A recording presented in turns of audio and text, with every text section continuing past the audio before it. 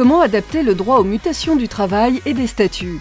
Comment sécuriser les transitions professionnelles? Le modèle du CDI à temps plein doit-il rester la base de notre système de protection sociale? À l'approche de l'échéance présidentielle de 2017, France Stratégie ouvre le débat. Le travail et l'emploi ont beaucoup évolué sous l'effet des mutations économiques et technologiques, mais aussi des transformations des institutions du marché du travail et du comportement des actifs. Ces mutations ont conduit aujourd'hui à une fragilisation du modèle d'emploi stable à temps plein.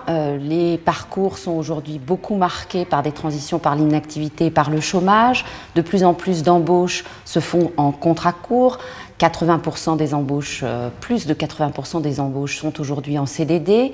Les revenus des actifs sont aussi fragilisés. Les formes d'emploi les plus précaires aujourd'hui, ces indépendants non patrimoniaux et les contrats courts, aujourd'hui pèsent à peu près 22% dans l'emploi global, mais ça pourrait être beaucoup plus profond comme transformation, sous l'effet évidemment de la désintermédiation permise par les plateformes qui va mettre en relation directe les travailleurs et les clients, mais aussi des mutations technologiques qui s'accélèrent également et de l'externalisation des entreprises. Les 10 ans à venir vont nous conduire à poser la question de réforme plus structurelle de la protection des actifs, c'est-à-dire à la fois la législation sur le marché du travail et la protection sociale. On va essayer d'organiser le débat en posant des questions autour de trois scénarios types un peu schématiques.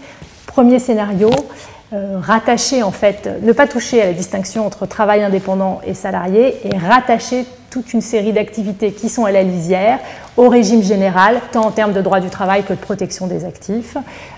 Ouvrir aussi l'indemnisation chômage davantage aux salariés précaires, voire même aux indépendants. Deuxième scénario, créer un statut intermédiaire entre indépendants et salariat, comme l'ont fait d'autres pays. L'idée en gros, c'est à la fois de reconnaître l'autonomie d'un travailleur indépendant, mais aussi sa dépendance économique, par exemple à un donneur d'ordre, et de lui accorder des garanties minimales, type formation, droit de négociation collective, indemnisation chômage. Troisième scénario, cette fois-ci qui emporterait pour le coup une refonte assez importante de notre système de protection sociale et de son financement, aller vers un droit de l'actif unifié. L'idée, c'est à partir d'un socle commun, déployer des protections modulaires qui iraient grandissant avec le niveau de dépendance, notamment économique, là encore toujours tant en termes de droit du travail que de droit de la protection sociale. On articule au fond à la fois une garantie de revenus, type revenu d'existence, une assurance chômage modulable et des droits à l'évolution professionnelle et enfin un régime de retraite unifié pour tous les actifs, des actifs marchands jusqu'aux fonctionnaires.